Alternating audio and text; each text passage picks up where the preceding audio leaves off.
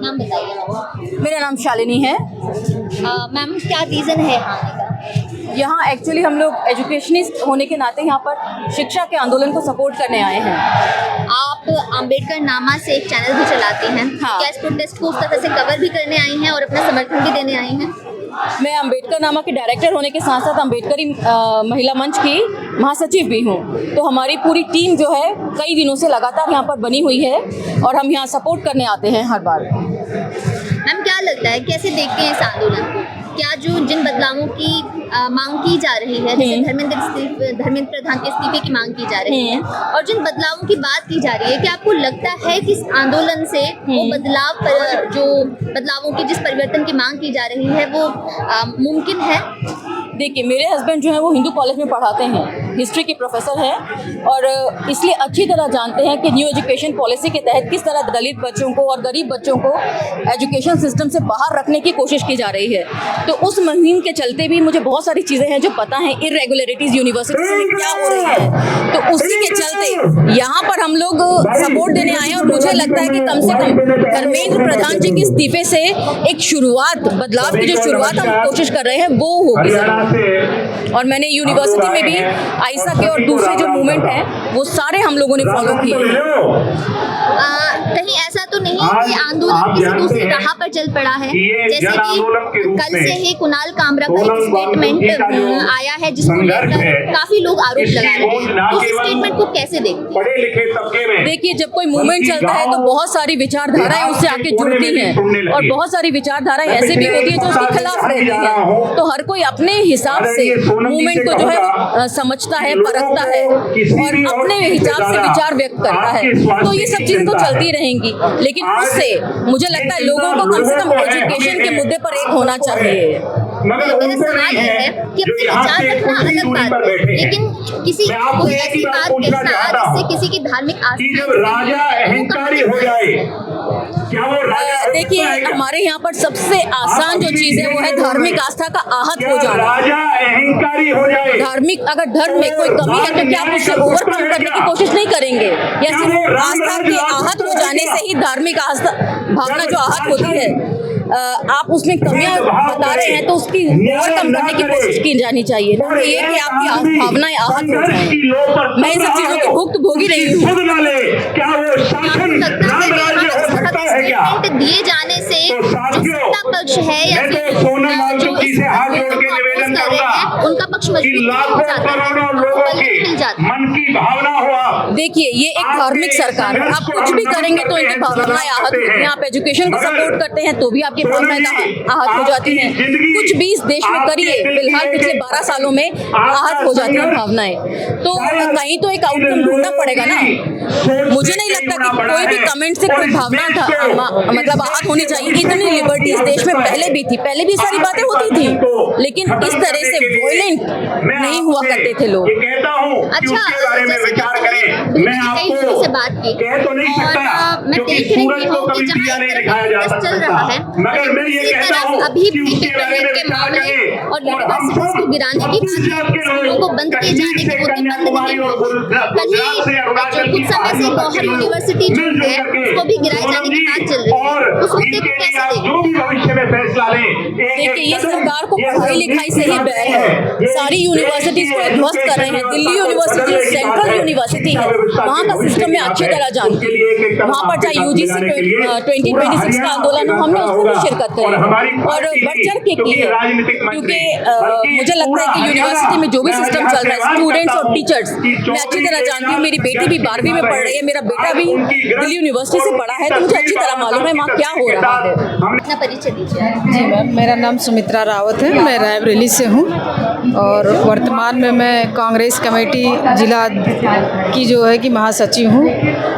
और आज अम्बेडकर नामा और अम्बेडकरी महिला मंच के द्वारा हम लोग यहाँ पर उपस्थित हुए, रायबरेली से आके 3 से 4 लोग हैं और इस धरने को जो है कि सफल बनाने के लिए, और मैं भी धर्मेंद्र प्रधान जी से इस्तीफे की मांग करूँगी, इसलिए कि 21 बच्चों के जीवन और उनके भविष्य की बात है। और इससे अगर देखें तो बहुत सारे बच्चे जो एजुकेशन में तैयारियां कर रहे हैं, पढ़ रहे हैं, हर पेपर लीक हो रहा है जिस तरह से, उसी के समर्थन में हम लोग रायबरेली से यहाँ चल के आए हुए हैं। मैम, जो पेपर लीक हुआ है या होते हैं आमतौर पर, ये एक पूरी एक कड़ी होती है, बहुत सारी एजेंसीज होती हैं जो इन पेपर को कंडक्ट कराती हैं। तो आपको नहीं लगता कि सिर्फ जो पूरा ये आंदोलन है सिर्फ एक मुद्दे पर सिमट गया है कि धर्मेंद्र प्रधान इस्तीफा दें, लेकिन उन एजेंसीज की अकाउंटेबिलिटी की बात कौन करेगा? क्या उन पर भी उसी मजबूती से सवाल नहीं उठाए जाने चाहिए? बिल्कुल उठाने चाहिए। इससे पहले 2014 से पहले भी पेपर होते थे, लेकिन इतने बड़े पैमाने पे इस तरह से, जिस तरह नीट का पेपर इतनी सुविधा, इतनी सुरक्षा के साथ कराया जाता था, कभी नहीं लीक हुआ। पहली बार जो है कि नीट का पेपर लीक हुआ, तो इसमें सबसे पहले तो इसके मुखिया की जिम्मेदारी है कि वो उसको समझे और अपने पद से इस्तीफा दे। इससे पहले भी काफ़ी लोगों ने जो है कि हर डिपार्टमेंट के लोगों से अगर गलती हुई है, हत्याएं हुई हैं, तो लोगों ने इस्तीफा दिया है, मुख्यमंत्रियों ने इस्तीफा दिया है, मंत्रियों ने इस्तीफा दिया है। ये एक बड़ी बात नहीं कि ये इस्तीफा दे नहीं सकते, पर इनके अंदर अहंकार है। अहंकार के चलते ये इस्तीफा नहीं देना चाहते। इनके कहने का मतलब ये कि आप जनता मरो या कुछ भी करो, मैं इस्तीफा नहीं देने वाला। इसलिए कि वो जनता से चुनाव जीत के गए नहीं है ना, ईवीएम से चुनाव जीतते हैं, तो उनको इस वोट की फ़र्क नहीं पड़ता कि आप हमें वोट मिलेगा कि नहीं मिलेगा, मैं सत्ता में आऊँगा, फिर आऊँगा और किस तरह से आऊँगा वो उन्होंने सेट कर रखा है। अभी जैसे कि मैंने मैम से भी पहले बात की और मैंने पूछा कि यहाँ पर आकर अगर कोई व्यक्ति जैसे कुणाल कामरा कल आए, उनके एक स्टेटमेंट बड़ा वायरल हो रहा है, और सत्ता पक्ष की बात करें या फिर जो इस मूवमेंट को अपोज कर रहे हैं उन लोगों की बात करें, तो वो उस पर उन लोगों का कहना है कि इससे धार्मिक जो लोग हैं, जो हिंदू धर्म है, उनकी भावनाएं आहत हो रही हैं। तो क्या लगता है आपको? देखिए, ये कार्यक्रम जो यहाँ धरना दिया जा रहा है, ये धर्म से तो जोड़ने के कोई मतलब ही नहीं है। अगर कोई पत्रकार या कोई भी अगर इसको धर्म से जोड़ रहा है, तो उससे बड़ा मतलब जो है कि आतंकवादी देशद्रोही नहीं है कोई। ये देश की युवाओं की, देश के भविष्य के लिए धरना हो रहा है, ना कि किसी मंदिर और ना किसी मस्जिद के लिए हो रहा है। क्या लगता है कितना लंबा जाएगा ये आंदोलन, और क्या जिन आमूल परिवर्तन की मांग की जा रही है वो आपको लगते हैं कि आ पाएंगे? जिस तरह से सरकार अंधी और बहरी है, उस तरह से तो मुझे नहीं लगता है कि कुछ हो सकता है। देश बड़ा नर्वस हो चुका है, युवा बड़ा नर्वस हो चुका है, सरकार से किसी तरह की अपेक्षाएं हैं नहीं। हम मर जाएंगे लेकिन उनको कोई फर्क नहीं पड़ता है। आज आप ही देखिए कि 19 दिन लगभग हो गया है। 19 दिन में एक थोड़ी की दूरी हो, ज़्यादा 4 या 5 किलोमीटर की दूरी होगी, कोई आया आज तक? मेरा यही सवाल है कि जो आप कह रही हैं कि सब लोग बहुत नर्वस हो गए हैं या फिर ये जो सिस्टम है अंधा हो गया है, तो ये जो 30 लोग अनशन पर बैठे हैं या 30 से ज़्यादा लोग जो इतने लंबे समय से अनशन पर बैठे हुए हैं, इनकी जान की कीमत, इसकी भरपाई कौन करेगा जिस तरह से ये सफ़र कर रहे हैं? अब इसकी जान की भरपाई मैं तो यही निवेदन करूंगी कि इस तरह से अनशन करना, मतलब भूख हड़ताल करना, इसका निवारण नहीं होगा। अगर हम नहीं रहेंगे तो कोई लड़ने वाला नहीं है। तो सोनम वांगचुक जी का जीवन जो है कि हम लोगों के लिए बहुत महत्वपूर्ण है। नेहा जी का जीवन बहुत महत्वपूर्ण है कि आगे की लड़ाई लड़ेंगे वो लोग, रणनीतियाँ बनाएंगी, देश के लिए रणनीतियाँ बनाएंगी, विकास के लिए रणनीतियाँ बनेंगी। लेकिन जिस हिसाब से अगर हम जान दे देंगे, शहीद हो जाएंगे, 2-4 दिन सोशल मीडिया पे चलेगा शहीद हो गए, शहीद हो गए, शहीद के बाद क्या होगा? कुछ नहीं होगा। सरकार फिर अपने आप वही काम करेगी जो कर रही है। अगली बार फिर नीट का पेपर लीक होगा, कोई और यूपीएससी का पेपर लीक होगा। तो ये कोई बड़ी बात नहीं कि हम जान दे के या शहीद हो के जो है कि देश में परिवर्तन लाया जा सकता है। और काफ़ी लोगों ने शहीद होके भी देश में परिवर्तन लाए हुए भी हैं। ये भी बात बड़ी है कि काफ़ी हमारे जो महापुरुष थे शहीद हुए हैं, शहीद के बाद भी परिवर्तन आया है। तो पीछे को हम कह नहीं सकते, आगे को कि हो सकता है परिवर्तन आ भी जाए। Thank you ma'am. सरकार बच्चों के भविष्य के बारे में अच्छा से अच्छा सोचे, और कहने का मतलब अगर वो नहीं सोचेगी तो बच्चों का भविष्य हमेशा खतरे में रहेगा। हमारा जो फ्यूचर है वो आगे नहीं चल पाएगा। तो इसलिए बच्चों के भविष्य के लिए ही मेन सरकार को सोचना पड़ेगा जी। अच्छा, मैंने ये सवाल मैम से किया था लेकिन वहाँ आवाज़ नहीं आ पा रही थी। अभी जो गौहर यूनिवर्सिटी है उस पर सवाल उठाए जा रहे हैं कि उसकी 40 में से 38 इमारतों को गिराने का नोटिस दिया गया है, उसकी बात की जा रही है। आप इसको कैसे देखती हैं? और इस मंच से उस यूनिवर्सिटी या फिर तमाम ऐसी यूनिवर्सिटी स्कूलों की बात नहीं की गई है, तो आपको नहीं लगता कि अगर शिक्षा की बात की जा रही है तो ऐसे मंचों से जहाँ पर काफ़ी तादाद में लोग आपके साथ जुड़ रहे हैं तो इस तरह के मुद्दों को भी उठाया जाना चाहिए? देखिए, मैं इसका जवाब देना चाहूँगी। आपने गौहर यूनिवर्सिटी की बात करी और सरकार को जो है, मैंने पहले भी कहा था कि पढ़ाई लिखाई से ही बैर है। गौहर यूनिवर्सिटी आप गिरा रहे हैं, ठीक है, आपको कुछ बैर है यूनिवर्सिटी से, आपने गिरा दिया, लेकिन उस यूनिवर्सिटी का क्या, जियो यूनिवर्सिटी की बात हुई थी और हज़ारों करोड़ रुपया उसके लिए सैंक्शन हुआ था, इसको भी 10 साल हो गए हैं। क्या वो यूनिवर्सिटी खड़ी करी है आपने? इसका मतलब आपकी नीयत में खोट है। आप सिर्फ सेलेक्टेड यूनिवर्सिटीज़ को ही देना चाहते हैं जो एक मतलब गरीबों के एजुकेशन से बहुत दूर है, उनकी पहुंच से बहुत दूर है। जाहिर सी बात है, आपके near and dear and ones की यूनिवर्सिटीज़ होंगी, हज़ारों करोड़ रुपए के लोन सैंक्शन होंगे, तो उसमें गरीब बच्चे तो नहीं पढ़ सकेंगे। आखिर वो फिर पढ़ेंगे कहाँ? नहीं, मेरा सवाल है कि क्या आपको नहीं लगता इस मंच से भी उसके खिलाफ आवाज़ उठाई जानी चाहिए? देखिए, ये मंच जो भी है एजुकेशन को लेकर बना है और एजुकेशन के जितने भी मुद्दे हैं वो यहाँ पर डिस्कस किए जा रहे हैं। यहाँ पर सिर्फ धर्मेंद्र प्रधान का इस्तीफा नहीं मांगा जा रहा है, यहाँ एनटीए को बर्खास्त किए जाने की भी मांग है और न्यू एजुकेशन पॉलिसी को रिवर्ट किए जाने की भी मांग यहाँ से उठ रही है। उसके लिए यूनिवर्सिटी में भी आंदोलन रहा और मैं खुद उसमें शिरकत करके आई हूँ। आंदोलन, ये आंदोलन एक तरीके से बदलाव का है और परिवर्तन का है। लोग समाज में सुधार करते हैं, लेकिन ये जो आंदोलन युवाओं का चल रहा है, खासकर हमने एक कोटेशन पढ़ा था 14 मई 1938 को डॉक्टर बाबा साहब अम्बेडकर ने कहा था, हमारे देश के युवाओं को अपनी जान की बाजी लगाकर न्याय अधिकार की मांग करनी होगी। अभी ये उसका स्वरूप देखने को हमें मिल रहा है, सबसे बड़ी बात। और दूसरा सबसे बड़ी बात है, ये जो लड़ाई है ना, ये केवल अभी तक जो लड़ाई देखी गई है फील्ड में वो केवल वोटों की देखी गई है, लेकिन ये जो लड़ाई है ये जनता के सपोर्ट की लड़ाई है और आने वाले बच्चों की भविष्य की जिंदगी का सवाल।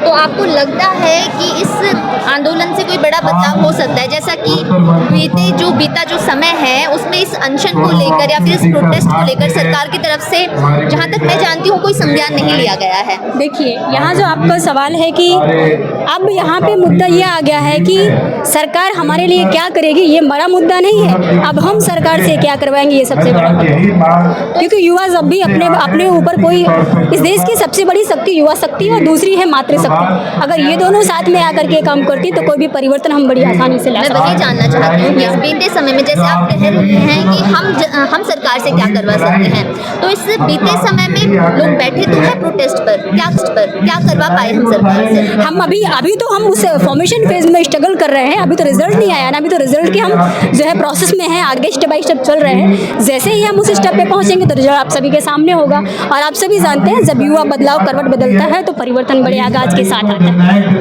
Thank you ma'am. मैं मीरा सरोज हूँ।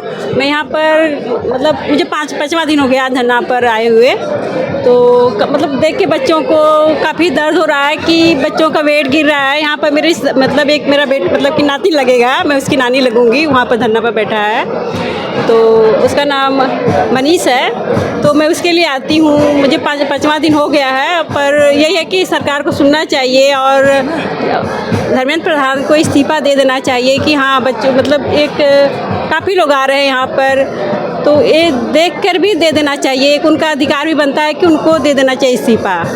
मैम, आपने बताया कि आप 5 दिन से यहाँ पर आई हुई हैं, तो क्या ऑब्जर्व किया इस पूरे आंदोलन में आपने? देख रहे हैं हर तरह के लोग आ रहे हैं, अपना अपना सपोर्ट दे रहे हैं। एक लेडीज़ आई थी, काफ़ी दूर से आई थी, अपनी हस्बैंड के साथ और अपने बेटी थी उसको लेकर आई थी, तो उससे काफ़ी बात हुआ। उसने बोला कि नहीं ये सही हो रहा है, क्योंकि हमारे देश की जो शिक्षा व्यवस्था बहुत ही ख़राब होती जा रही है। जो स्कूल हैं वो बंद हो रहे हैं। हम लोग गांव से भी करते हैं, गांव में भी बहुत सारे ऐसे छोटे छोटे जो कम बच्चे जाते थे वो बंद हो रहे हैं। तो आप लोग डेली आते हैं यहाँ पर? डेली तो नहीं आते हैं, ऑल्टरनेट डेज पे आते हैं। हाँ मतलब अच्छा, जैसे कि कुछ इस तरह के आरोप भी सामने आ रहे थे कि सोनम वांगचुक जी जो अनशन पर हैं, उनके लिए भी बहुत सारी बातें कही गई कि वो कहीं जाकर मतलब कुछ कुछ भी चीज़ों का सेवन कर रहे हैं, तो क्योंकि आप इसको ऑब्जर्व कर रहे हैं, तो इस पर क्या कहेंगे आप? मतलब कहने वाले तो कई मतलब कहते ही हैं लोग, मतलब कोई भी आंदोलन हो, कोई धरना हो, कोई भूख हड़ताल हो, जो उसका अपोजिट रहता है वो तो कुछ ना कुछ अपना मतलब देखिए बोलेगा यहाँ ही। पर स्टेज ओपन है, वो यहाँ बैठे हैं, आपको दिख रहे हैं, मुझे दिख रहे हैं, बाकी सबको भी दिख रहे हैं। क्या आपको लगता है यहाँ से वो खा रहे हैं? एक मुख्य सवाल और है कि जैसे सीजेपी जब बनी तो जो सोशल मीडिया है उस पर करोड़ों लोग इसके साथ जुड़े, लेकिन जब हम ग्राउंड पर आए तो हमें उस तरह की भीड़ नज़र नहीं आई। हालांकि अब पिछले कुछ दिनों से जब से सोनम सर की हालत थोड़ी सी गंभीर हुई है तो काफ़ी लोगों ने संवेदनाएं दिखाई हैं और लोग जुड़ रहे हैं, लेकिन उसके बावजूद उतना बड़ा जो क्राउड है जो हमें सोशल मीडिया पर दिखाई देता था वो यहाँ पर दिखाई नहीं देता।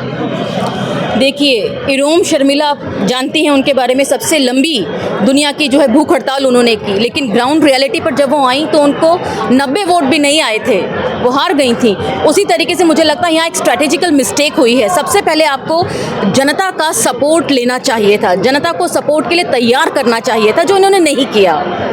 हालांकि आंदोलन हुए हैं लेकिन बिना सपोर्ट के आप भूख हड़ताल पे बैठे हैं। जनता का सपोर्ट जब तक जिसके साथ होगा सरकार उसी से डरेगी। गांधी भी अनशन करते थे, ब्रिटिश सरकार झुकती थी क्योंकि उनके पास जन आंदोलन था, जनता का सपोर्ट था और सरकार उससे डरती थी। तो आप ये कह रही हैं कि सीजेपी ने प्रॉपर स्ट्रैटेजी नहीं बनाई जिसका हाँ। भुगतान उनको यहाँ करना पड़ रहा है। हाँ, मेरा यही मानना है कि थोड़ी स्ट्रैटेजिकल मिस्टेक हुई है यहाँ पर।